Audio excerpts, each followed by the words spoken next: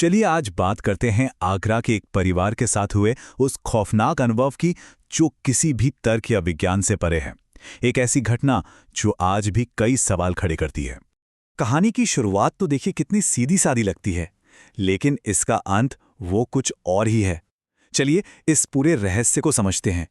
सोचिए, अक्टूबर 2017 की एक रात एक परिवार शिमला के लिए निकला है।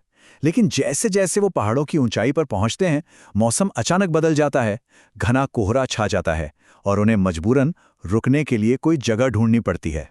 और यहीं से कहानी एक ऐसा मोड़ लेती है जहां उन्हें एक अनजान जगह पर रुकना पड़ता है। अब देखिए, जब घना कोहरा हो और दूर दूर तक कुछ न दिखे तो सड़क किनारे कोई होटल दिख जाए तो वो किसी नेमत से कम नहीं लगता। भले ही वो ऑनलाइन कहीं लिस्टेड नहीं था, पर जगह बिल्कुल नॉर्मल और सेफ लग रही थी। और सच कहें तो उनके पास कोई और ऑप्शन था भी नहीं। तो सब कुछ बिल्कुल सामान्य तरीके से हुआ। विपुल ने कमरे बुक किए, पर हाँ, एक छोटी सी जरा सी अजीब बात हुई। उनके ड्राइवर ने गाड़ी की सेफ्टी का बहाना बनाकर अंदर आने से साफ मना कर दिया। उसने कहा वो गाड़ी में ही सोएगा। और बस यहीं से शुरू होता है उस रात की अजीब घटनाओं का सिलसिला। एक चेतावनी जो दी तो गई, पर बहुत ही अजीब ढंग से। जरा इस सीन को सोचकर देखिए। विपुल गाड़ी से माचिस लेकर बस लौटा ही है कि एक आदमी जिसके चेहरे पर कोई एक्सप्रेशन नहीं, कोई भाव नहीं, वो सामने आकर खड़ा हो जाता है और बस एक ही लाइन बार बार दोहराता है, माचिस अंदर नहीं जाएगी। अब जाहिर सी बात है, विपुल ने यही सोचा कि भाई अंदर स्मोकिंग मना होगी। उसने ज्यादा ध्यान नहीं दिया और ड्राइवर के साथ बाहर गाड़ी में ही रुक गया। और बस यही छोटा सा फैसला अनजाने में उन दोनों की जान बचाने वाला था।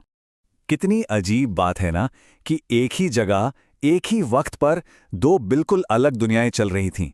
बाहर गाड़ी में सब शांत था और अंदर होटल में एक खौफनाक खेल शुरू होने वाला था।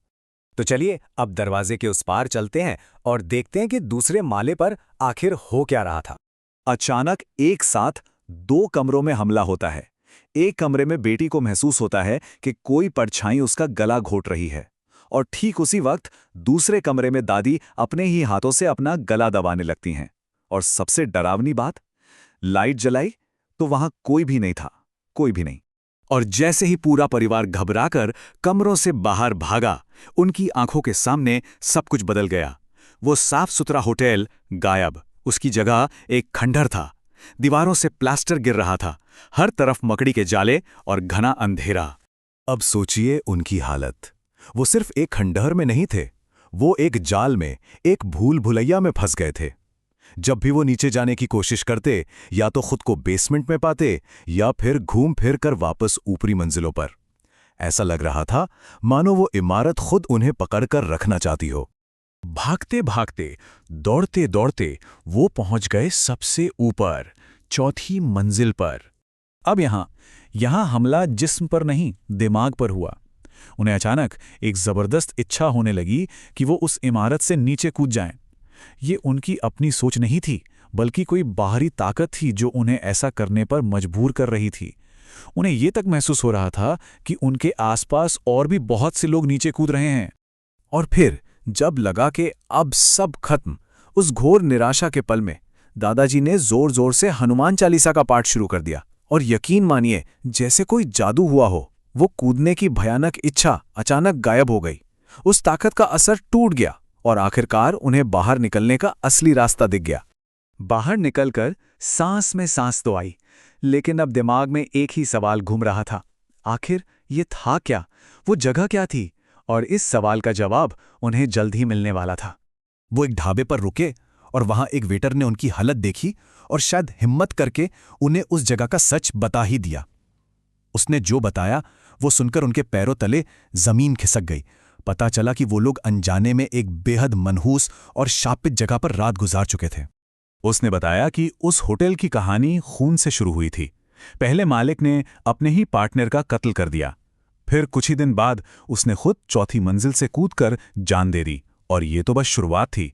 इसके बाद कई मजदूरों ने, केयरटेकर्स ने और यहां तक कि एक नए मालिक ने भी ठीक उसी तरह अपनी जान दी। तो होटल तो सालों पहले ही बंद हो गया, एक खंडहर बन गया। लेकिन वहां के लोग कहते हैं कि वो जगह आज भी जिंदा है और लगभग हर साल अपनी चौथी मंजिल से एक और जान ले लेती है। तो अब ये मामला सिर्फ एक प्रेतवादित जगह का नहीं रह गया था। ये मामला था एक ऐसे धोखे का, एक ऐसे भ्रम का, जिसके बारे में सोचना भी मुश्किल है। बाद में जब इस परिवार ने किसी जानकार से पूछा तो उन्हें एक शब्द मिला, छलावा। अब छलावा सिर्फ नजर का धोखा नहीं है, ये एक बहुत ही पावरफुल पैरानॉर्मल घटना है, जहां कोई नेगेटिव एनर्जी इतनी ताकतवर हो जाती है कि वो एक पूरे खंडहर को एक असली चलते फिरते होटल की तरह दिखा सकती है। ये एक जाल है जो शिकार को फंसाने के लिए बुना जाता है। जाहिर है इस अनुभव ने परिवार को अंदर तक हिला दिया था। उन्होंने सुबह होने का इंतजार किया और तभी शिमला के लिए आगे बढ़े। वापसी में तो वो उस रास्ते पर गए ही नहीं, दिल्ली होकर वापस आए। खैर, शुक्र है कि एक पुजारी ने उन्हें तसल्ली दी कि वो जो भी शक्ति थी वो उसी जगह से बंधी है और उनके साथ नहीं आई है।